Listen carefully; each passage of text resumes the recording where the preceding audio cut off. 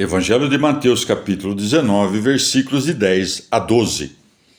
Disseram-lhe os discípulos: Se tal é a condição do homem a respeito de sua mulher, não convém casar. Ele respondeu-lhes: Nem todos compreendem esta palavra, mas somente aqueles a quem foi concedido. Porque há eunucos que nasceram assim do ventre de sua mãe. Há eunucos a quem os homens fizeram tais, e há eunucos que a si mesmos se fizeram eunucos por amor do reino dos céus. Quem pode compreender isto, compreenda. Palavra da salvação. Comentário Mateus 19, de 10 a 12. São Jerônimo. Se a mulher não pode ser repudiada, a não ser pela fornicação, é certamente uma carga pesada. Como há de se viver com uma esposa alcoólatra, colérica ou de maus costumes? Por isso os apóstolos, ao ver o jugo pesado das esposas, manifestam a perturbação de sua alma. Disseram-lhe os discípulos: Se tal é a condição do homem a respeito de sua mulher, não convém casar. E que ninguém creia que nessas palavras, mas somente aqueles a quem foi concedido, o Senhor quis falar da sorte ou do destino, de maneira que sejam virgens os que o acaso conduziu a isto. Pelo contrário, este dom foi dado por Deus àqueles que o pediram, aos que quiserem e aos que trabalharam para obtê-lo.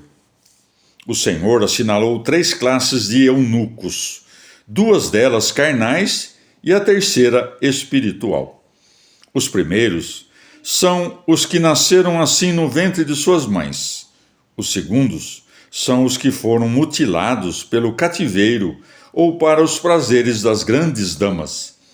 E os terceiros, os que se castraram a si mesmos por causa do reino dos céus, e os que, podendo ser varões, fazem-se eunucos por amor a Cristo. A estes últimos lhes está prometida uma recompensa, mas aos outros a quem a necessidade e não a vontade os fez castos, nada se lhes deve. Também devemos explicar tudo isso de outra maneira.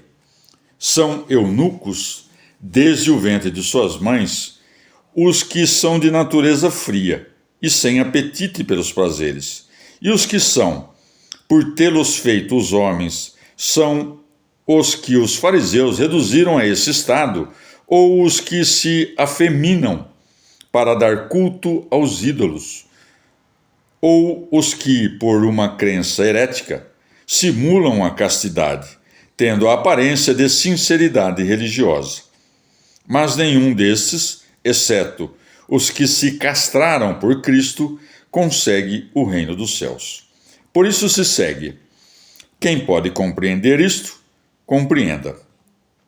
Consulte cada um as suas forças, para ver se pode cumprir os deveres da virgindade e do pudor. A castidade por si mesma é suave e atrativa para qualquer um, mas se devem consultar as forças para que, quem pode compreender isto, compreenda. Esta é a palavra do Senhor, que exorta seus soldados, inflamando-os em direção ao prêmio do pudor, como se dissesse: o que puder lutar, que lute, vença e triunfe. Comentário Mateus 19, de 10 a 12, São João Crisóstomo.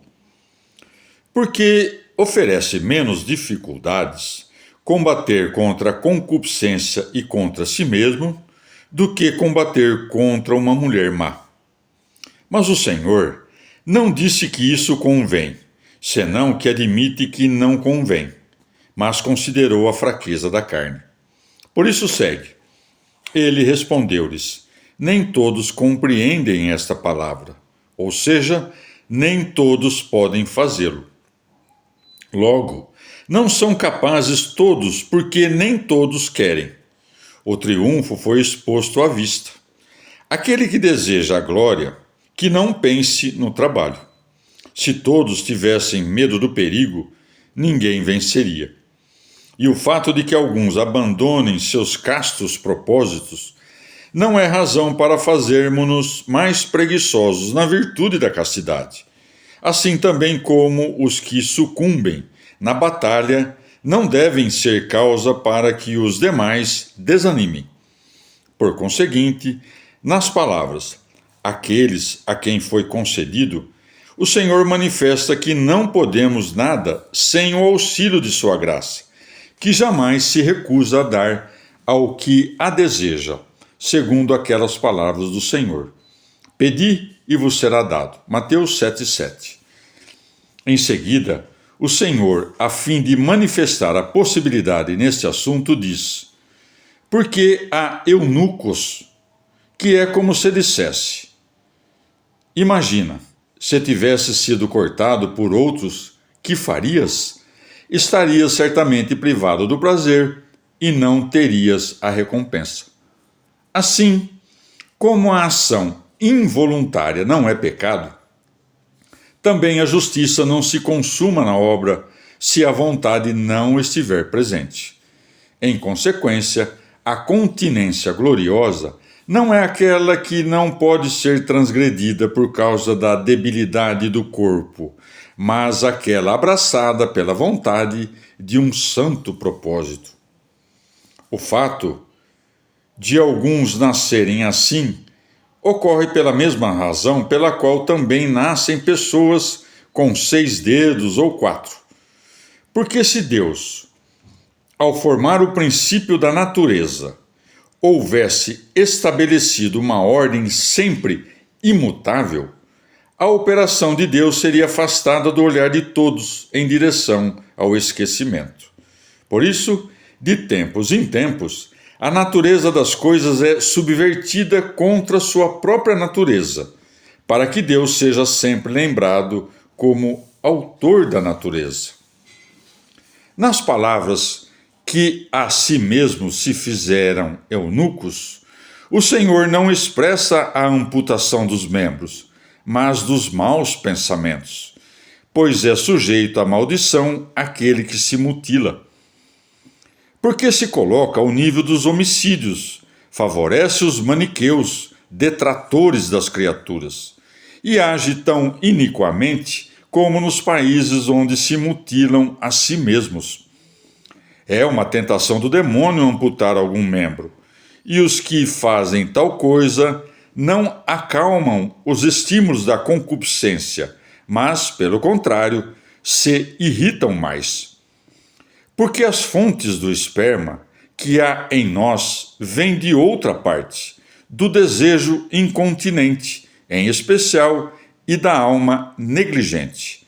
Mas se a alma for sóbria, o movimento natural não nos será nocivo, porque a amputação do membro nem sujeita às paixões, nem nos deixa tranquilos, nem é como o freio posto ao pensamento.